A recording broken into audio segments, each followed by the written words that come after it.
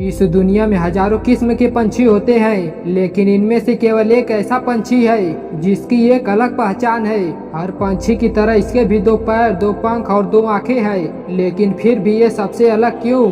हर पंछी आसमान में उड़ती है, लेकिन ये 120 के रफ्तार से आसमान को चीरते हुए सबसे ऊपर जाकर उड़ती है, जो अपने से भी बड़े शिकार को दबोच कर उड़ जाती है, जिसे हम बाज कहते हैं। और वो बाज ऐसा इसलिए कर पाता है क्योंकि वह खुद को उस तरह तपाता है, खुद को उस परेशानियों से गुजारता है जहाँ सबके पसीने छूट जाते हैं, लेकिन फिर भी वो ऐसा करके सबको पीछे छोड़ देता है। अगर आप भी बाज की तरह इस दुनिया में एक मुकाम हासिल करना चाहते हो तो एक बाज को बाज बनने की पूरी कहानी जानना बहुत जरूरी है।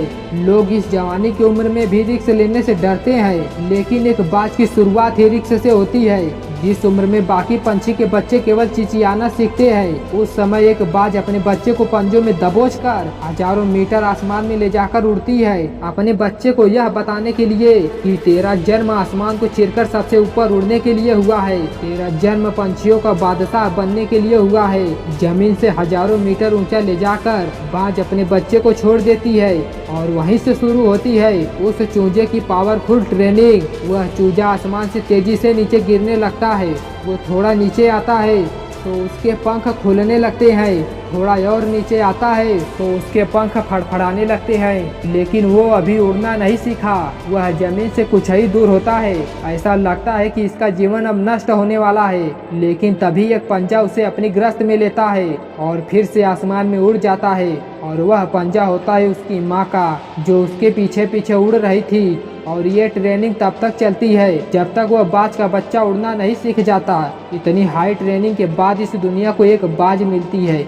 बारिश के वक्त जब सारे पंछी छुपने के लिए जगह खोजते हैं, तब यही बाज आसमान को चीरते हुए बादलों से ऊपर उड़ता है।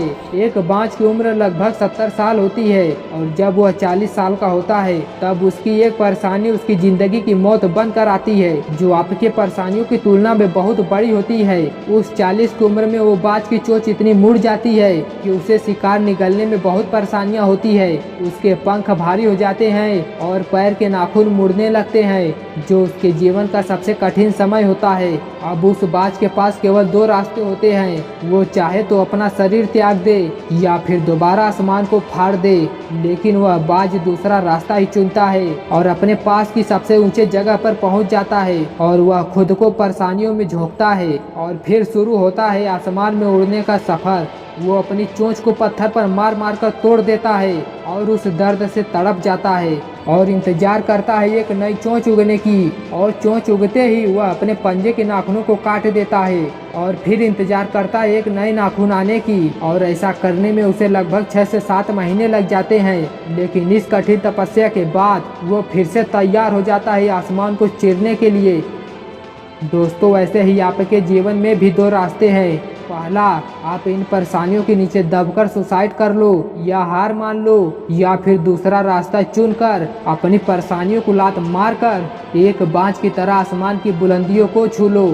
दोस्तों, बाज की ये बातें हमें बहुत बड़ी सीख देती है कि अगर रिस्क लेना पड़े तो लो और अपने फील्ड का बाप बनकर दिखाओ। हर एक सक्सेस इंसान अपने फील्ड में बहुत मेहनत किया रहता है, तभी आज वो सक्सेस है। वैसे ही आप भी खुद को ट्रेंड करो और एक बाज जैसा बादशाह बनो और एक बाज जैसा जिगर बनाओ।